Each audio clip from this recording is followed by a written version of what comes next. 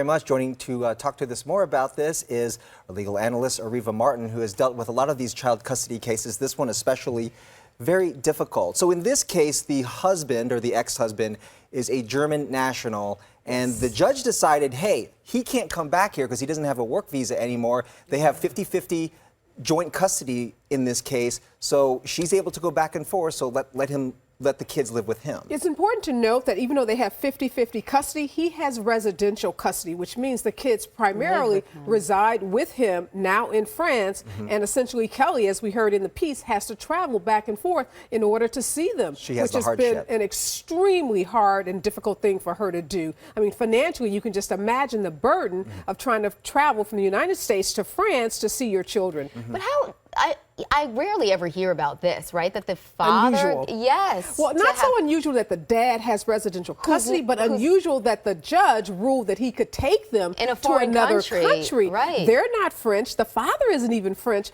They're American citizens. They were born in the United States. So for the judge to do that was really extraordinary.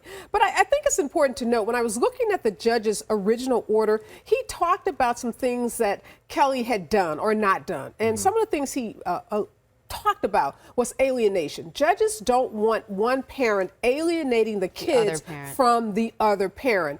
And he all but praised her ex-husband, saying that he had fostered a relationship between the kids and Kelly. So that might be some of the reasoning behind the judge's ultimate decision to give the dad that primary residential custody. So here she goes. She's petitioning the president. It looks like this is a case that has already been appealed, right? Yes. So she appealed. She lost this appeal. The appeal isn't over, though. So the appeal was made to a circuit court of appeals, a smaller group of judges, and now there's yet another appeal pending that's going to be to a larger panel of justices. So her attorney, as you saw again in the piece, very determined to fight this to the highest court possible. So they're not done with the legal process, but while that's taking place, Kelly has filed this petition asking the president of the United States to intervene. What about getting the father a visa to come here? Well, you know, in these cases, there is often so much acrimony between the two parents, because in a perfect world, parents would sit down and say, look, we have these kids. We need to both do what's in the best interest of the children. Apparently, that couldn't happen, so the judge had to make a determination. We're hearing from Kelly's side that the ex-husband, didn't make any effort to extend his visa, and that, in fact, there's really no reason he couldn't be in the United States, or at least allowed to travel to the United States to see these children. You've dealt with cases like this before, and this is extremely difficult.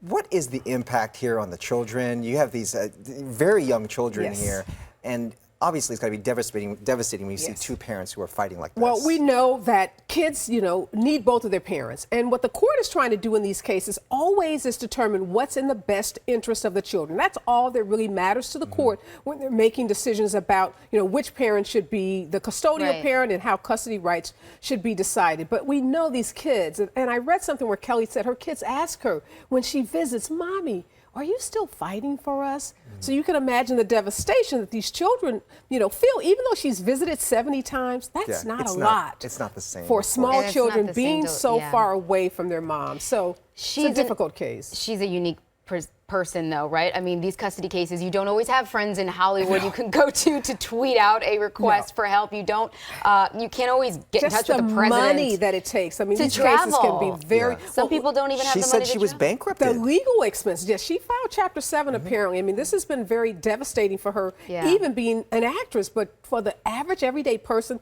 the legal fees, the travel expenses, quite enormous. So, you know, she's lucky, as you said, to have friends in high places and to be able to use her celebrity status to even get the attention of the media. It doesn't happen to the average person. No. All right. So, well, at least it also draws attention to situations like this. Yes, and I hope that people, you know, learn something from these cases. Divorces are very nasty. Custody battles can be very, you know, difficult. And again, the key is what's in the best interest of the child. And hopefully not only the court is looking at that, but the parents are as well. Well, as Gina mentioned, we're only hearing her story because we haven't heard the father's story either.